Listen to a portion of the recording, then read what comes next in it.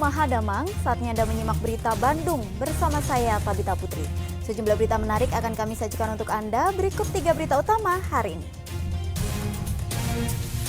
Rumah produksi petasan di Indramayu terbakar dan meledak sehingga hancur berantakan.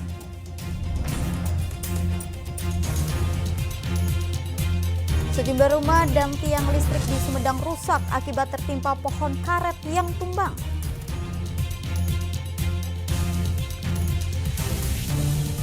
Gelombang kritik terus mengalir deras dari kalangan kampus. Kali ini IPB dan UPI Bandung mendesak Presiden Joko Widodo menegakkan demokrasi bermartabat untuk kepentingan bangsa, bukan untuk kepentingan pribadi atau golongan.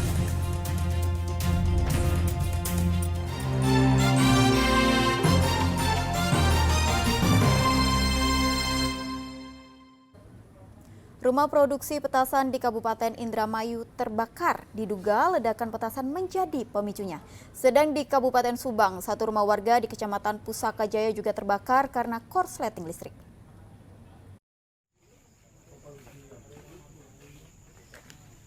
Rumah produksi petasan di Desa Teluk Agung, Indramayu terbakar Jumat malam. Bangunan yang luas 4 km hancur setelah petasan yang ada di dalamnya meledak sebanyak 2 kali. Tidak hanya menghancurkan rumah produksi petasan, ledakan juga berdampak kepada bangunan yang dekat dengan lokasi. Kaca dan tembok bangunan rusak. Tim Inafis Satreskrim Kepolisian Resor Indramayu mendatangi lokasi kejadian untuk melakukan olah tempat kejadian perkara. Mereka memeriksa sejumlah material dan meminta keterangan beberapa saksi untuk memastikan penyebab ledakan. Saat rumah ini meledak, pemilik rumah berada di tempat. Diketahui rumah produksi petasan milik Sanaji, warga setempat. Tidak ada, sampai saat ini pada saat kita olah TKP tidak ada korban jiwa.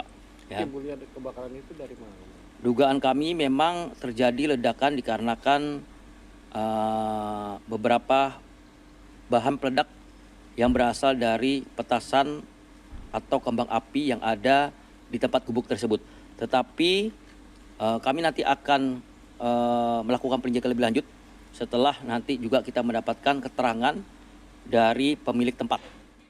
Untuk kepentingan penyelidikan, polisi membawa sejumlah barang bukti termasuk material petasan dari rumah produksi.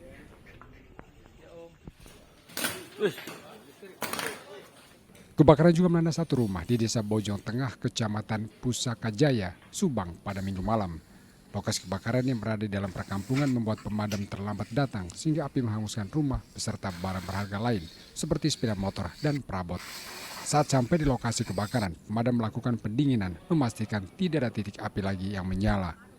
Belum diketahui pasti penyebab kebakaran, namun kuat dugaan percikan api muncul karena korsleting arus listrik. Tidak ada korban jiwa karena rumah kontrakan ini sudah tidak berpenghuni selama 1 bulan. Muasalnya kita belum tahu karena posisinya masih dalam pendinginan. Jadi baru ada pengecekan mungkin dari pihak kepolisian akan lebih spesifik. Jadi penyebabnya belum diketahui ya? Orangnya nggak ada yang isi, ya mungkin konslet apa Listrik. Kebakaran membuat pemilik rumah merugi hingga ratusan juta rupiah. Maruli Habibi dan Jenal Arifin melaporkan dari Indramayu dan Subang. Ratusan rumah di Kecamatan Teluk Jambe, Kabupaten Karawang sempat terendam banjir. Ketinggian air yang mencapai 1,5 meter membuat sebagian warga mengungsi ke tempat aman. Banjir dengan ketinggian 20 cm hingga 1,5 meter masih merendam ratusan rumah warga di Desa Kalang Ligar, Kecamatan Teluk Jambe, Karawang, Sabtu kemarin. Banjir yang terjadi selama 2 hari disebabkan Sungai Cibeet dan Sungai Citarum meluap. Ketinggian air membuat sebagian warga memilih untuk mengungsi ke rumah tetangga yang tidak terdampak banjir. Sejak awal tahun hingga bulan Februari, Desa Kalangligar khususnya Kampung Pangasinan dilanda banjir sebanyak 6 kali. Ya kita mudah-mudahan jangan sampai ada hujan lagi gitu. Jadi warga kasihan. Kasihannya apa? Sampai ngungsi aja balangsak, dia nggak mau yang jauh takut air ini surut gitu. Jadi kan ngepel aja. Banyak lumpur, jadi nggak keburu gitu maksudnya. Meski demikian, sebagian warga memilih bertahan di rumah mereka masing-masing. Namun ada juga warga yang pulang ke rumah hanya untuk melihat tempat tinggalnya. Samsun Nursa melaporkan dari Karawang. Kementerian Kesehatan dan DPR RI menyoroti serius masalah banjir di RSUD Soekarjo di Kota Tasikmalaya. Pemerintah pun akan mengambil langkah.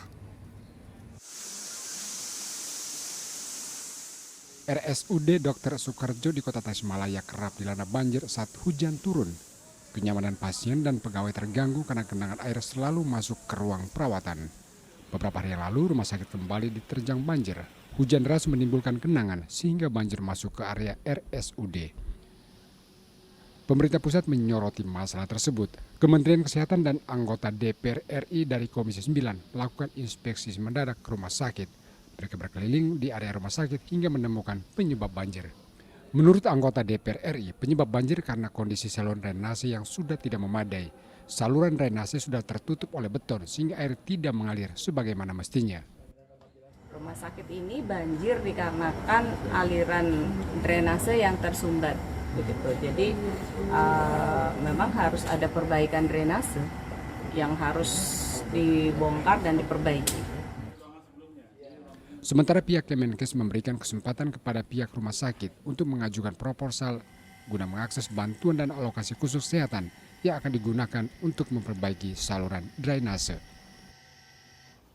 Mungkin dalam jangka pendek barangkali kita coba cari solusi yang paling memungkinkan, yaitu irigasinya dulu. Untuk sementara pihak rumah sakit menyiapkan mesin penyedot sebagai antisipasi jika kembali terjadi banjir. Pihak rumah sakit berharap masalah banjir ini segera bisa diatasi. Eko Setiabudi melaporkan dari Kota Tasikmalaya. Pohon karet berusia ratusan tahun di Sumedang tumbang menimpa rumah warga dan kabel listrik. Diduga pohon tersebut sudah lapuk termakan usia. Sebanyak 3 rumah di Dusun Ciraja, Desa Meker Rahayu, Kecamatan Sumedang Selatan, Sumedang rusak usai tertimpa pohon karet berukuran besar. Kerusakan rata-rata terjadi pada bagian atap. Pohon karet tumbang diduga karena sudah lapuk termakan usia. Pohon tumbang terjadi sebanyak 2 kali. Insiden terjadi saat hujan deras pada Sabtu malam, kemudian pohon kembali tumbang pada Minggu pagi. Tidak ada korban jiwa karena kondisi rumah dalam keadaan kosong. Kejadian ya, kalau di rumah yang ini kejadiannya semua orang lagi nggak pada di rumah. Saya lagi di rumah yang lain, ibu juga lagi nginep di anaknya yang lain. Jadi... Hingga minggu siang, Badan Penanggulangan Bencana Daerah atau BPBD dibantu warga mengevakuasi batang pohon yang masih menutup badan jalan. Mereka menggunakan gergaji mesin, memotong batang pohon menjadi ukuran kecil agar pohon mudah dipindahkan. Selain menimpa rumah dan menutup jalan, pohon tumbang juga menimpa kabel listrik jaringan PLN.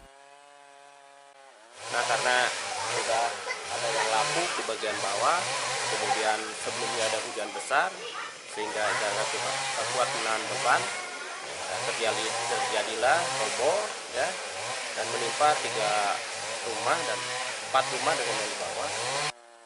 Untuk sementara, BPBD Sumedang memberikan bantuan terpal untuk rumah warga yang terdampak pohon tumbang sebagai bentuk penanganan darurat. Sementara warga yang terdampak mengungsi ke rumah saudara karena khawatir pohon kembali tumbang saat proses evakuasi. Agun Gunawan melaporkan dari Sumedang.